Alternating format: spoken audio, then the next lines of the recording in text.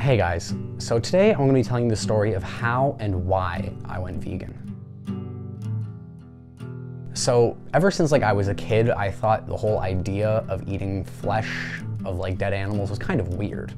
I didn't think it was wrong. I thought it was natural. I thought, food chain, all that stuff. I thought, I've been raised my whole life eating animals, and humans have been doing it for millions and millions of years. There wasn't a thing wrong with it to me, and I thought, it's no big deal.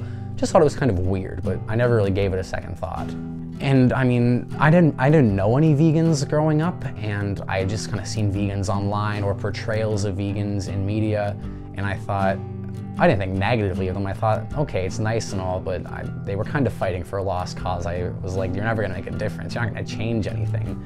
And you know what? If you think it's healthier, that's fine, but I was like, it's the food chain. It's nature's intent for us to eat these animals, so don't try and go against that. That's your business, fine, but not me. And then I watched a film, EARTHLINGS, and nothing changed. I had heard about this movie from people, and I just kind of seen it online and stuff, and I thought, I'll give this movie a watch. I like documentaries. Cinema is my life, and I don't really care what the subject matter is. As long as it's a good documentary, then I'll watch it. And I was a fan of Joaquin Phoenix. I watched it, I thought, yeah, okay, that's pretty sad that these things happen, but I was like, you know what? Really, it's no big deal, just some cows, chickens, pigs, fish, whatever, who cares? And I'll be honest, I saw the circus stuff and the scenes with the elephants, and I thought, okay, I was like, that's a little messed up. We're toting these animals around, abusing them, torturing them, just to watch them and laugh at them. We have so many other options for entertainment, and then we're making animals our entertainment. I was like, that's messed up.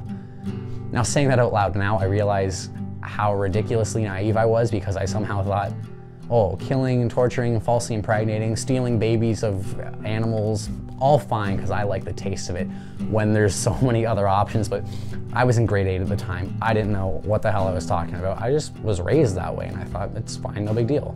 And after watching EARTHLINGS, I kind of toyed with the idea here and there, oh yeah, maybe I'll go vegan, I could be healthier, I could lose some weight. And I wasn't overweight when I was a kid, but I wasn't super thin either. And I thought, oh yeah, it'll help me lose weight, that's good. And yeah, but I never really did anything more. I just kind of thought about it. Never actually did my research, tried to investigate it, tried to go vegan. I just kind of had the thought in my head, and nothing really came of the thought. Then high school came around, and I was in the dance program, and I met this girl, Emily. Now, Emily is the first key to this puzzle of my life and me becoming vegan. Now, Emily is brilliant. She's kind, she's smart, she's intelligent, she's creative, she's fun, she's loving, she's accepting, open-minded, and she wasn't one of those vegans I had seen in media who was all up in your face or some kind of hippie. She was just a normal girl who happened to not want to eat the products of animals. And I was like, you know what, that's really cool. And she was never up in your face. She wasn't always online screaming at people, telling you, you're wrong, you need to do this, you need to do that. She was just a girl, and I thought that was super cool to see just this girl who happened to live a more peaceful life when it comes to the treatment of animals. So that was my first really realization that not all vegans are the way I see them portrayed in media. The second piece of this puzzle is a guy named Cody. And Cody was the exact opposite when it comes to levels of in-your-facedness. Cody was always on social media saying, this is wrong, eating animals is wrong, this is what you're supporting, and he would share these disgusting, gory videos of cows getting their throats slit open, and baby cows being stolen, pigs being beaten, chickens being debeaked, and I'm like, what the fuck? I was like, who do you think you are to be sharing this on people's timelines, throwing this in their face, telling us we're wrong because we're living the way that nature intended? I know, I was wrong. And I was like, okay, dude, you know what? That's a little messed up. And the way I had met Cody was through just local music scene. He was in a band that my brother happened to play with, and I thought he was a cool enough guy. And then I started seeing this stuff, and I thought, what a dick. But I didn't unfriend him on Facebook because he shared some pretty cool political things, very smart guy. But I just thought he had gone way too far when it comes to promoting veganism. And Cody and Emily were the two opposite sides of the spectrum, and they were kind of both the puzzle pieces I needed to come together to see both sides of the industry, to see Cody sharing the realism, the gritty reality, the disgustingness of what goes on, and then Emily to be the constant moral support and nicely giving you advice and tips and details. And I'm sure Cody would if I had have asked him, but he was too busy really being out there and showing people the real world that we experience. And then when I was in grade 11, I went to Tanzania when Emily happened to be on that trip. And on the last night of this Tanzania trip, we were invited to see 2 goats get slaughtered for a big meal they were going to do for us for helping out in the town. It was a meet-a-wee trip. We were there building a schoolroom. And I think I'll go. I mean, I've never seen anything die before, and you know, I think I'm ready to face it. I mean, it should be no big deal. And it was pretty horrific. And so everyone was invited to go. You didn't have to go if you didn't want to. And Emily was like, oh no, I'll go because, you know, I want to see this stuff. And I thought, wow, a vegan actually wants to come watch this. I mean, you know what, at least she's trying to be educated on what she's not supporting. And I had this kind of weird attitude. I was kind of patronizing, like, oh, good for her. Like, vegans somehow weren't capable of experiencing reality. And then she was like, you know what, I don't want to watch this. I don't want to see and kind of be here for the killing of an innocent animal who doesn't want to die. And I was like, okay, whatever. So she left. And then they had these 2 goats tied to a tree. And they untied them, and they had a tin roofing panel. And 2 guys held the goat down by either side of its legs. And another guy, a third guy, used a rusty old pocket knife, drove it into the goat's throat, and ripped across. And blood sprayed everywhere. I literally got some on my foot. I was very close to it. And this goat was crying and screaming, and the other goat was standing there watching this, and it was fucking brutal. And then the second goat came around, and same thing happened. He plunged his knife into the goat's throat and ripped all the way around this time and fully decapitated the goat. I don't know why he did that, but he did, and I saw it. And I saw a man holding a goat's head bleeding out, and guess what? Didn't affect me. I was like, okay. I ate that goat that night. It didn't taste very good. It tasted like red meat, which I wasn't a big fan of at the time anyway. And, you know, I ate it.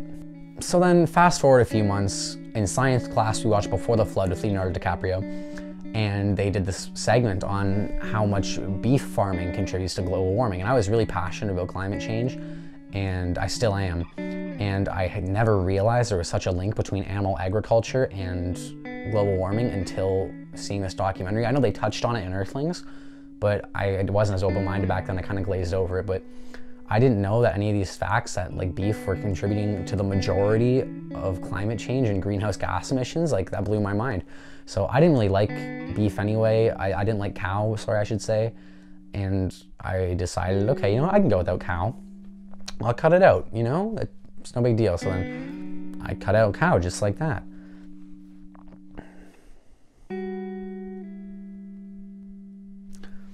And then summer came around, and me and Emily went to Toronto to do some photography, and she was into photography, and I am a photographer. So we went along, we were shooting in the city, and then she wanted to get lunch at a vegan place. So obviously I was like, hell yeah, because, you know, I'm not gonna say, oh, well, let's go somewhere with like other options. I wouldn't mind eating vegan food. And so I went, we ate vegan food, and it was freaking delicious. And she was like, yeah, I told you so, it's not all shit. And I wasn't shocked, but I was like, it's better than I expected. And then she got me like a chocolate cupcake after, and like it was delicious. And we had a really good time. And on the way back on the train, she was just kind of laying it out to me in like such a nice way. And she was telling me all the facts that like I had kind of known, but was never really listening to. And I started listening, and I never really was too passionate about animals. Like, I liked animals. I wasn't an animal lover, but something kind of clicked in the back of my head where I was like, I don't need to be doing this, and it is unfair. And I had accepted the truth that eating animals and any animal product is selfish, and there is no other excuse than I like the taste.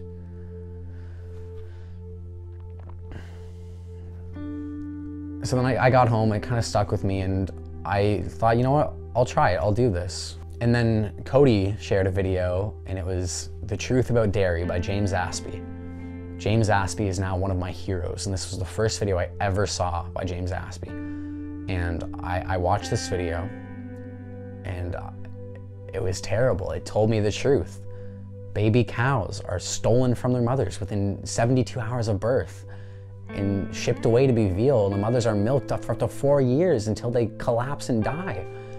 And I know it's a huge oversimplification, but that is what I heard, and there were no excuses. There was nothing more I could say to justify my killing and my supporting of killing animals. And I was a foodie. Like, I'll tell you, chicken parmesan was my favorite food. Second favorite food, dynamite sushi with shrimp. I love seafood. I love crab. I love lobster. Anytime I'm at a restaurant, if they had lobster, I was eating it. I don't even like vegetables that much. But I knew I was willing to get out there and try. So that's what I did. Month by month by month, I said, okay, I'll cut out meat. I'll do it slowly, okay? I said, so no red meat was already done. Next month, no pig flesh. And then I did no pigs. Next month, no chicken. And then on my birthday, I'd heard about this great restaurant called Doomie's in Toronto. And I'm from a little town outside of Toronto, about 45 minutes. And my mom, my dad, and my whole brother and me all went to Doomie's. It's this barbecue restaurant, but it's all vegan. I had a pulled pork sandwich, and it was the best thing I've ever had in my life. It was made out of jackfruit, and it was unbelievable. And I'll throw some recipes down below for that, but it blew my mind. My whole family was loving it. And I just had such a great meal there, and I felt lighter after. And this was a few months in, so I had eaten maybe chicken or some fish in the last month before that, but not much. And this blew my mind, how much it tasted like the original thing, but it was healthier, it felt lighter in me, and I was losing weight, I was more healthy, had more energy, and I could see progress, I really could. So, and then I went to Stratford for theater school, and I was full vegetarian the whole time I was there, and I was eating dairy products. And then we went to this restaurant about 2 weeks in, and I lived at this school there for a month, and 2 weeks in, I was at a restaurant and they didn't have any options that were meat-free. I couldn't believe it. So I thought, you know what? I'll get chicken balls. I had it. My body did not react well. I felt terrible. I felt like I had eaten boulders and they were weighing me down. I felt like I was gonna throw up, and it was so nauseating for me. And so I said, you know what? No more meat, ever. I can't do it. So I cut out meat, and I got back, but dairy. It was the hardest. Yet it was the grossest to me. Dairy was disgusting. What they did was terrible, but for some reason, I kept putting my taste first. But I was online promoting veganism, sharing everything vegan, telling people not to do these terrible things to animals. And then school started up, and this is the turning point for me. The first week into school, I'm out there, I'm promoting veganism, saying you shouldn't do this, shouldn't do that. And then someone was gonna throw out an ice cream sandwich. And I was like, you know what? I'll have that. I thought in my head, I was like, I'm not paying anyone to do this. They're just gonna throw it out, so it's not like you're gonna have to buy more. It's not supply and demand. And I ate it in front of a few people. And someone said to me, thank God they had the balls for it, and they said, what are you doing? And I was like, what? And they said, how dare you promote veganism like this and then stand there and eat a freaking ice cream sandwich? And I thought, oh, well, you know, supply and demand, I'm not really buying it. And then I thought, you know, there's nothing wrong with what I was doing. But deep down, I knew I was just trying to save myself there. Yes, veganism is a transition. It took me 5 months to go full vegan. But the fact that I was out there promoting it to people and saying, oh, you're wrong for doing this, you're wrong for doing that. I shouldn't have been saying someone was wrong for doing something as I was doing it myself.